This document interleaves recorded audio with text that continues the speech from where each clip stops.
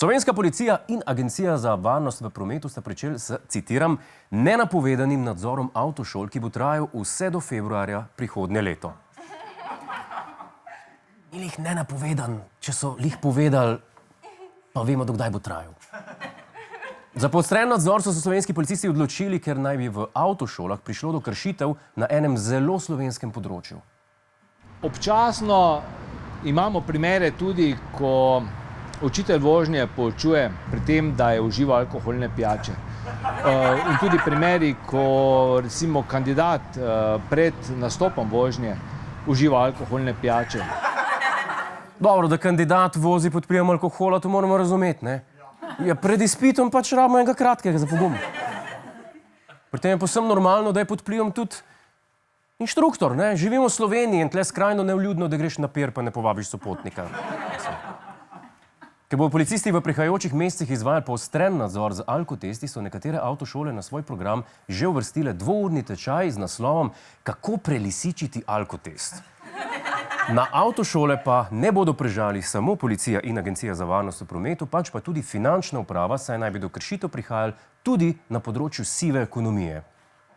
Nekatere šole voženj zaposlujejo svoje inštruktorje na črno, kar pomeni, da jim izplačujejo dohodke na roko v gotovini. Pozorni bodo tudi na to, da se v primeru plačila izdajajo računi, pri gotovinskih plačilih pa da avtošole uporabljajo davčne blagajne. Nadzor avtošol bo očitno izgledal tako, da bo kandidat policistu izročil prometno dovoljenje, finančnega inšpektorja pa poskusil zamotiti, da se lahko inštruktor čim bolj skrije. Ker nekatere slovenske avtošole očitno ne poslujejo najbolj legalno, sedaj našega korespondenta na terenu, gospoda Jerneja Celca, sprašujem, kako lahko kandidati najlažje prepoznajo nelegalno aktivnost avtošole. Gospod Godler, kandidati za vozniški izpit morajo biti pri izbiri avtošole pozorni na nekaj očitnih znakov.